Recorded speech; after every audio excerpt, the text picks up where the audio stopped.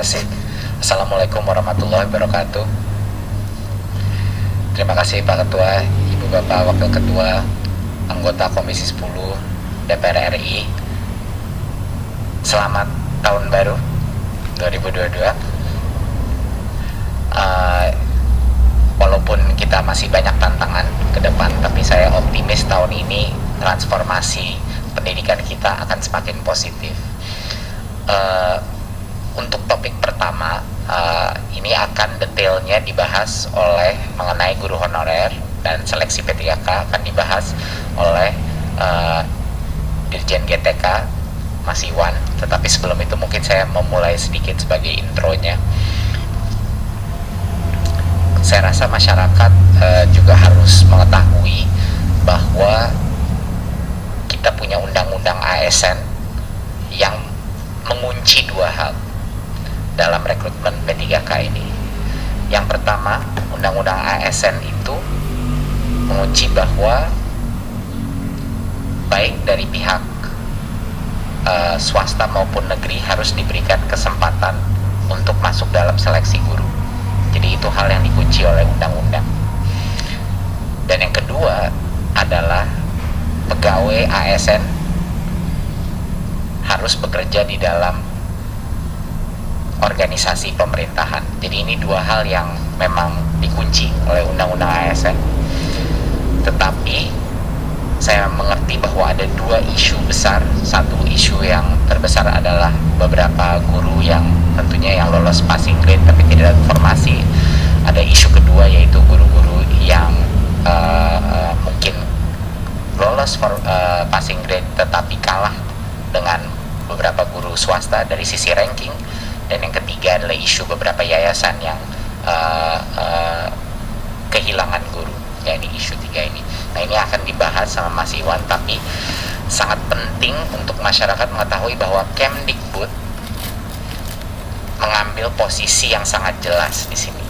Walaupun ini bukan keputusannya Kemdikbudristek, bahwa ini adalah keputusan Panselnas, di mana ada beberapa pihak. Posisi Kemendikbudristek, kami ada di sisinya guru honorer. Artinya apa? Kami mengambil posisi dan berjuang di Panselnas untuk bagi guru-guru yang sudah lolos passing grade tapi belum dapat formasi, kita ingin dia tidak harus tes lagi, pada saat formasinya keluar dia langsung dapat. Itu adalah posisi Kemendikbud pertama. Jadinya guru-guru honorer di luar, para organisasi-organisasi harus menyadari bahwa Kemdikbud ada di sisi mereka dan kami sedang berjuang setiap hari untuk meyakinkan perubahan, sehingga perubahan Permen Pan-RB sehingga proses seleksinya itu bisa pada saat guru itu sudah lolos passing grade, kita ingin dia langsung dan formasinya terbuka, dia langsung dapat dan tidak perlu mengikuti tes lagi. Ya, itu yang pertama. Kita mengambil posisi yang sangat jelas untuk membela hak guru yang sudah lolos passing grade tetapi belum dapat formasi. Kedua, kami mengambil posisi yang sangat jelas juga, kami sedang memperjuangkan bahwa seluruh proses rekrutmen ini kami ingin pastikan memaksimalkan afirmasi dalam bentuk apa? Afirmasi dalam bentuk kesempatan terbesar dan prioritas bagi guru di sekolah induknya. Itu adalah perjuangan kedua kita untuk memastikan dan memaksimalkan bahwa kita memberikan kesempatan terbesar dahulu bagi guru-guru honorer di sekolah-sekolah negeri di sekolah induknya dia, sehingga dia bisa mendapatkan kesempatan terbesar. Jadinya ini adalah dua hal yang sangat penting untuk dimengerti masyarakat dan para guru-guru honorer bahwa Kemdikbudristek hadir di sisinya mereka. Ini sangat penting. Tetapi ini adalah keputusan bersama di Panselnas.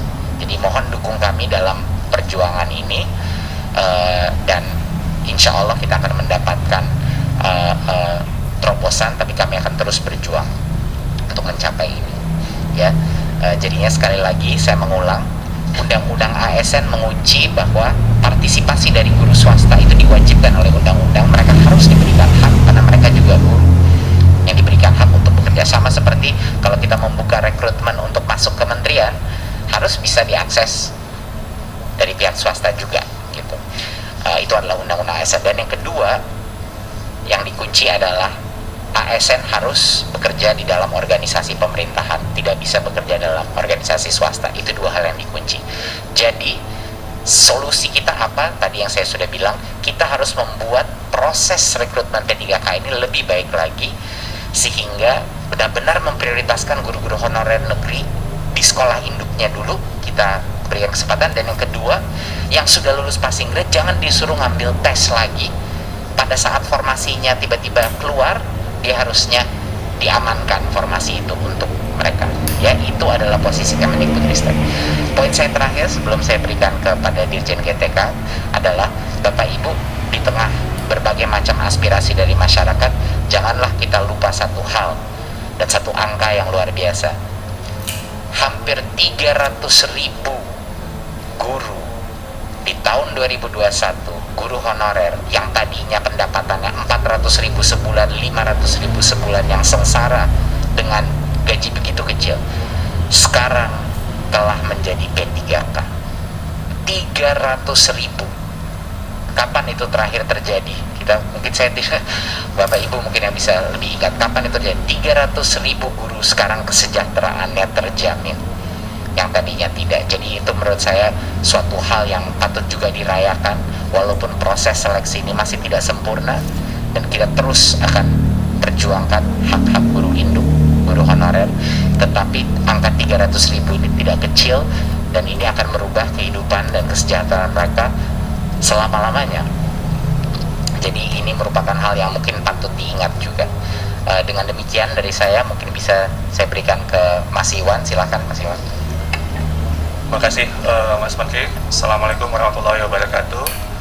Selamat pagi, salam sejahtera buat kita semua. Yang saya hormati pimpinan Komisi 10, seluruh jajaran pimpinan beserta anggota, Mas Menteri dan seluruh jajaran Kemendikbud.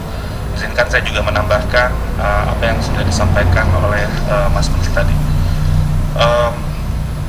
Ini hanya untuk menambahkan saja, karena sebenarnya prinsip-prinsip yang tadi sudah Mas Menteri sampaikan adalah poin-poin yang utama untuk melengkapi bahwa pertama, sejak kita memulai untuk memikirkan bagaimana ada sebuah terobosan untuk menyelesaikan isu guru honorer, Mas Menteri itu sebenarnya sudah mengambil posisi dari awal sangat jelas bagaimana guru-guru kita tidak boleh ada guru yang dibayar dengan tidak layak.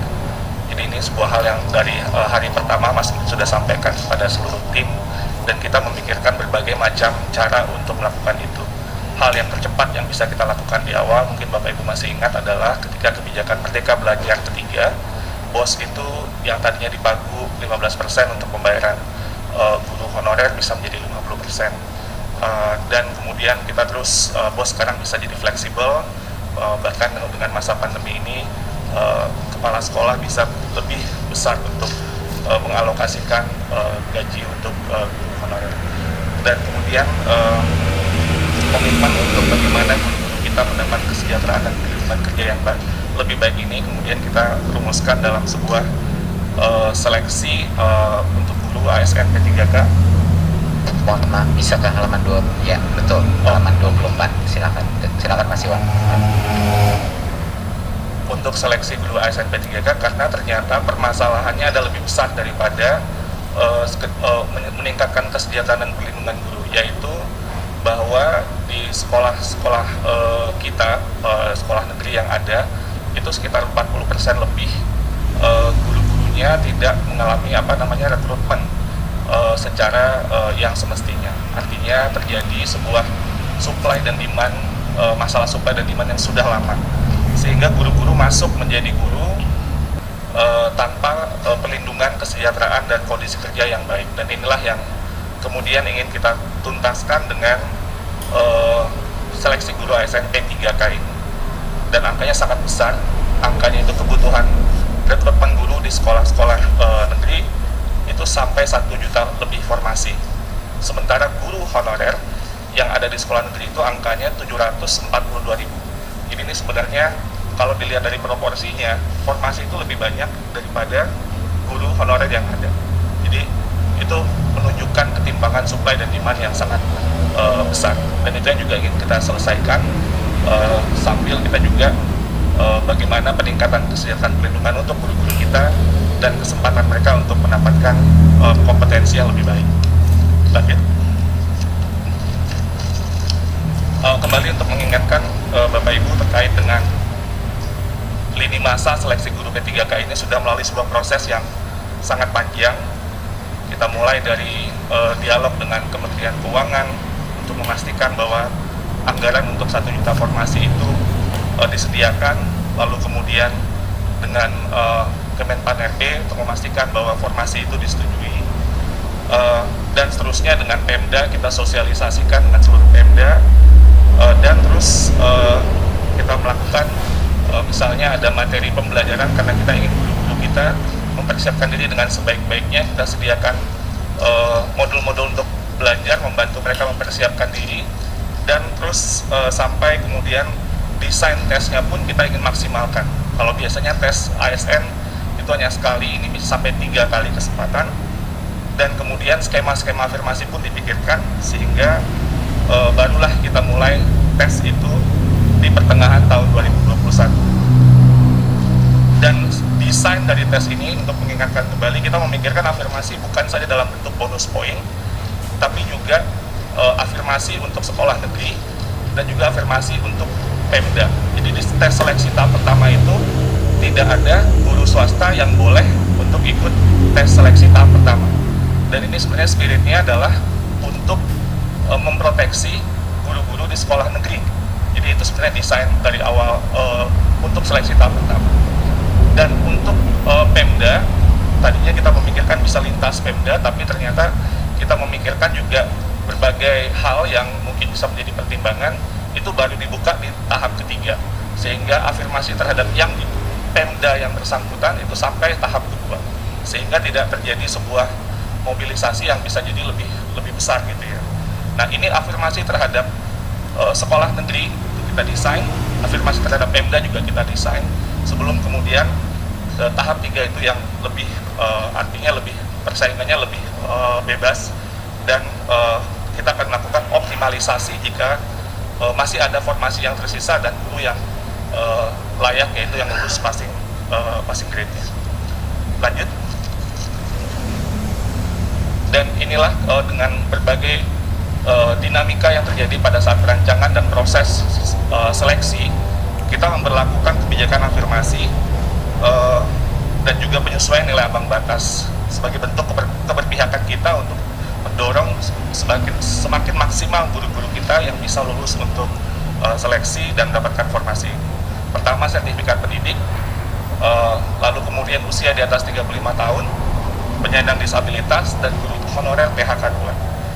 Dan kemudian kita lakukan juga kebijakan penyesuaian nilai ambang batas, di mana untuk guru-guru yang sudah lama mengabdi, yaitu dengan usia di atas 50 tahun, itu kompetensi teknisnya otomatis langsung 100%. Jadi kompetensi teknis yang di Tengarai waktu itu sangat sulit, itu kita berikan afirmasi maksimal 100% kepada guru-guru di usia 50 tahun. Ini juga masukan dari Komisi 10 pada waktu itu, dan juga mereka juga mendapatkan bonus 10% untuk kompetensi manajerial, sosiokultural, dan wawancara. Dan setelah itu pun semua peserta seleksi mendapatkan nilai afirmasi 10% dari kompetensi teknisnya. Lanjut. Nah, kondisi pada saat ini, Bapak Ibu yang terhormat, yang sudah disampaikan oleh Mas Menteri tadi, sudah 293.000 atau hampir 300.000 guru honorer yang sudah lulus formasi pada ujian pertama dan kedua dan akan segera diangkat menjadi guru P3K. Jika kita melihat angka ini dari formasi yang dilamar, nanti akan saya jelaskan, ada formasi yang dilamar, ada formasi yang tidak dilamar, itu sekitar 75,7%. Jadi artinya angkanya cukup tinggi dari formasi yang dilamar. Atau kalau kita lihat dari total formasi, angka ini sekitar 58,0% dari 506.252 formasi. Ini angka yang sangat besar, persentase yang sangat besar. Lanjut. Nah, tapi pada saat yang bersamaan, kita juga melihat sebuah data yang menarik Bapak Ibu, yaitu ada 117.000 formasi lebih yang tidak dilamar sama sekali di tahap 1 dan di tahap 2. Dan ketika kita buka datanya, ternyata kita bisa melihat sebuah tren bahwa guru-guru kita tidak melamar ke daerah-daerah yang aksesnya terbatas atau terpencil, atau daerah khusus atau daerah tingkat. Ini misalnya kalau di DKI Jakarta misalnya guru-guru di Kepulauan Seribu melamarnya di Jakarta Utara gitulah kira-kira ya. Jadi atau yang di daerah desa melamarnya ke kota di wilayah kewenangan yang sama, padahal sebenarnya kalau dia bersaing di formasi ini itu mungkin besar kemungkinan dia akan mendapatkan formasi tersebut. Jadi ternyata banyak, ini 100.000 ini banyak sekali Bapak Ibu, ini lebih dari 20% formasi yang tidak dilamar sama sekali. Ya ini nanti mungkin kita bisa isi dengan optimalisasi formasi. Tapi ini sebarannya juga ada per provinsi yang mungkin juga bisa menjadi perhatian Bapak Ibu sekalian. Lanjut. Nah ini isu yang saya yakin Bapak Ibu sudah sangat sering mendengar, tadi juga pimpinan sudah menyampaikan, kami pun juga terus dengan pengaduan, layanan pengaduan yang kami terima dan forum-forum yang kami ikuti dan juga berbagai macam bentuk komunikasi lainnya. Ada 4 isu utama dari tahap 1 dan tahap 2. Yang pertama itu di tahap 1 waktu itu mungkin Bapak Ibu masih ingat di akhir tahun tidak dilaksanakan tentang pemberkasan untuk guru-guru yang sudah lulus di tahap 1. Ini sudah jalan, ada solusi yang segera dilakukan yaitu surat BKN untuk menjadi dasar bagi Pemda untuk segera memproses pengangkatan P3K guru-guru honorer di daerahnya masing-masing. Ini batas akhir untuk penyerahan dokumen nantinya itu kepada BKN tanggal 31 Januari 2020. Ini proses yang sudah sedang berjalan. Lalu yang kedua, ketiga sebenarnya itu mirip, tapi yang ketiga nanti akan itu lebih fokus kepada masalah yang sangat kritis yang tadi sudah disampaikan oleh Mas Menteri dan sudah dijelaskan bagaimana posisi kita, adalah yang sudah lulus passing grade. Yang ini di tahap 1 sudah menjadi masalah. Ini mereka sudah lulus passing grade tapi belum dapat formasi, tapi di tahap kedua ditambah dengan isu sekolah swasta. Jadi yang ada guru honorer sekolah induk yang bagian ketiga sudah lulus passing grade namun kalah bersaing dengan guru swasta.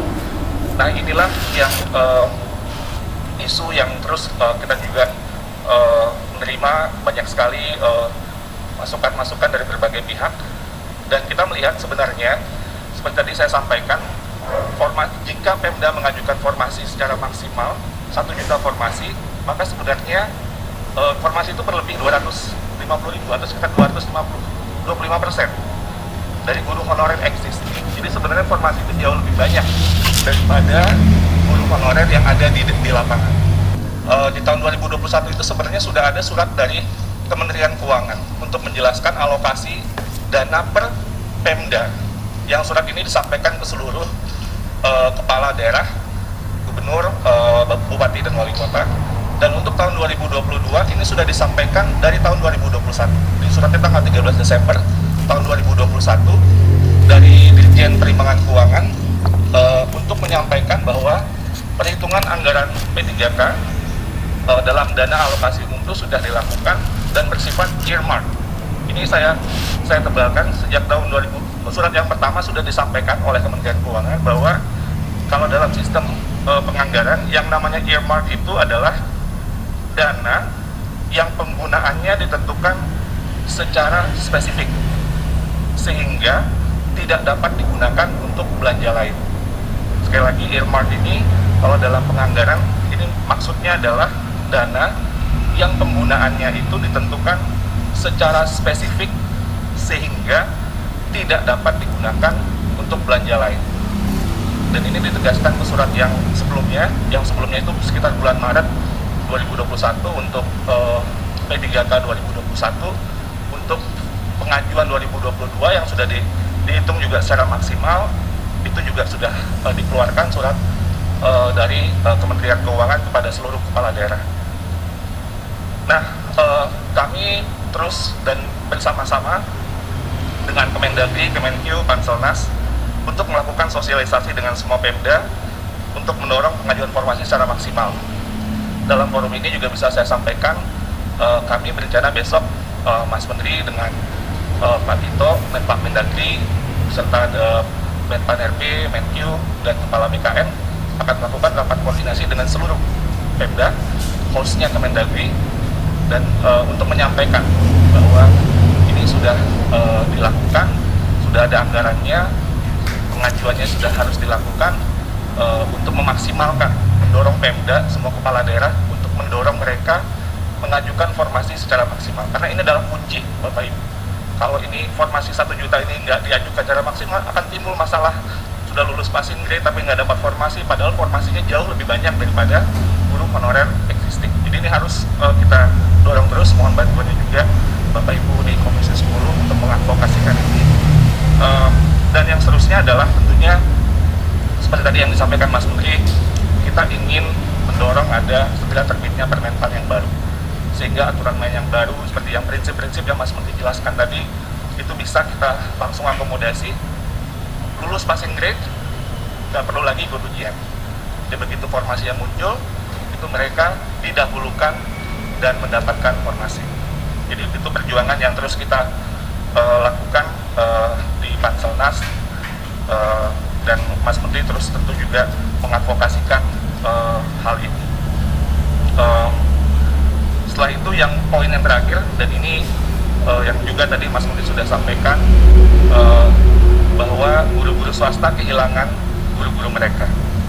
Kami sudah menginisiasi dialog, ya memang ada yang secara terpisah gitu ya, tapi waktu itu kita undang BMPS sebagai lembaga atau organisasi yang mewadahi berbagai macam sekolah-sekolah swasta atau badan musyawarah perguruan swasta tanggal 6 Januari. Itu masih sangat sesudah tahun baru sebenarnya, waktu itu di akhir tahun, karena kita sudah ingin untuk melakukan dialog tapi ketemu waktunya di awal Januari, dan kita mendengar berbagai masukan-masukan dari berbagai anggota BMPS dari berbagai provinsi, dari Sumatera sampai ke daerah timur, yang intinya tentunya bagaimana guru-guru swasta dari pihak yayasan ya tentunya ini, guru-guru swasta yang telah lulus formasi ini dikembalikan dan ditugaskan di sekolah swasta. Nah, tapi dialog kemudian berlangsung dan kita pada akhirnya memahami bahwa kunciannya itu ada di Undang-Undang ASN, dan BMPS itu akan mengajukan judicial review untuk Undang-Undang ASN ini. Lalu kemudian yang tadi sudah disampaikan oleh Mas Menteri juga, ya sesuai dengan undang-undang ya semua warga negara ini berhak untuk mengikuti kesempatan untuk ikut seleksi sesuai dengan undang-undang, dan juga kita mendorong semua sekolah swasta agar juga bisa membayar gaji guru-gurunya dan juga kepala sekolah sesuai atau minimum sesuai dengan UMR, sesuai dengan Undang-Undang Ketenagakerjaan. Lalu selanjutnya, slide berikutnya, Bapak Ibu, ini adalah gambaran perbandingan formasi dan kuota per daerah. Tapi angka yang terpenting di sini adalah ada 758.018 formasi sesuai dengan rekomendasi Panja Komisi 10. Kita sudah melakukan perhitungan termasuk seperti masukan yang kami terima untuk guru agama. Itu 758.018 ini perhitungan kebutuhan kita, dan ini kita ingin memaksimalkan angka ini pada seluruh Pemda untuk dapat mengajukan formasi ini, sehingga tahun 2022 ini kita bisa insya Allah menyelesaikan masalah guru honorer dan juga seluruh formasi bisa terisi dengan baik. Terakhir slide-nya, ini maksudnya untuk meng-highlight Bapak Ibu apa yang mungkin nanti bisa kita share juga surat dari Kementerian Keuangan, tapi intinya adalah sudah ditetapkan alokasi DAU tahun anggaran 2022 berdasarkan formula alokasi dasar dan celah fiskal. Dan yang di sini yang ingin saya highlight adalah perhitungan kebutuhan gaji formasi ASN daerah dalam alokasi DAU ini untuk gaji pokok P3K guru yang lulus 2021 itu dihitungnya 14 bulan gaji. Sekali lagi, oleh Kementerian Keuangan, kebutuhan gaji pokok guru P3K 2021 itu dihitungnya 14 bulan. Artinya dihitung sejak Januari sampai Desember dengan asumsi itu ya, asumsinya penggajiannya dimulai sejak Januari sampai Desember, dan ditambah ada gaji tunjangan hari raya dan kebijakan gaji ke-13. Itu dinyatakan secara eksplisit di dalam surat Kementerian Keuangan. Sementara untuk kebutuhan gaji pokok guru 2022 itu dihitung sebanyak 3 bulan gaji dengan asumsi proses terjadi, kemudian pengangkatan dimulai sejak Oktober 2022. Dan ini tentunya dana yang diperhitungkan di 2021 yang tidak terserap akan menjadi pengurang perhitungan kebutuhan penggajian P3K. Artinya jika Januari ini tidak diangkat, tidak dibayar gajinya, sebenarnya ada kelebihan di bulan Januari, dan itu akan terus berlanjut jika prosesnya masih belum dilakukan atau belum selesai. Jadi anggaran yang dialokasikan sebenarnya ini cukup besar untuk 14 bulan gaji untuk 2021 dan 3 bulan gaji untuk guru yang nantinya diangkat atau lolos di 2022, seleksi 2022. Itu mungkin dari saya terakhir. Ini yang ingin menyampaikan kepada Bapak Ibu Komisi 10 bahwa rekomendasi panja ini sudah kita tindak lanjuti, misalnya melanjutkan seleksi 1 juta guru P3K yang sebelumnya mungkin dikhawatirkan akan berhenti saja, tapi kita ingin memaksimalkan, mudah-mudahan dengan Permen 4 baru nanti kita bisa lebih besar lagi. Jadi mungkin kalau masih tahap 3 masih belum, kita terus akan melakukan seleksi sampai maksimal formasi terisi, lalu kemudian melakukan pengusulan pemenuhan kebutuhan guru 2022 berdasarkan peta data yang sudah kita sampaikan, membentuk layanan pengaduan, ini juga sudah kami lakukan Bapak Ibu Komisi 10 di https://guru p3k.kemdikbud.go.id dan nomor layanan pengaduan 15997. Ini luar biasa sibuknya layanan pengaduan ini, dan kita terus menambahkan anggota untuk memastikan kita bisa melayani atau tidak jauh lah harinya untuk menjawab pertanyaan yang diajukan kepada kami. Sosialisasi kepada pemerintah daerah untuk pemenuhan kebutuhan guru terus kita lakukan, termasuk lapor yang akan kita lakukan besok dengan Kemdagri dan semua anggota Panselnas Kemenkeu.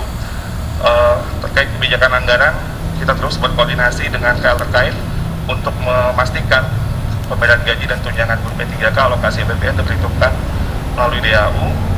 Terkait dengan kebijakan formasi afirmasi seleksi untuk guru-guru PJOK, kesenian, bahasa daerah, dan GK, memberikan kesempatan yang sama afirmasi guru honorer penyandang disabilitas untuk dapat mengikuti ASN P3K, dan afirmasi nilai guru di atas 35 tahun ke atas dan 50 tahun ke atas.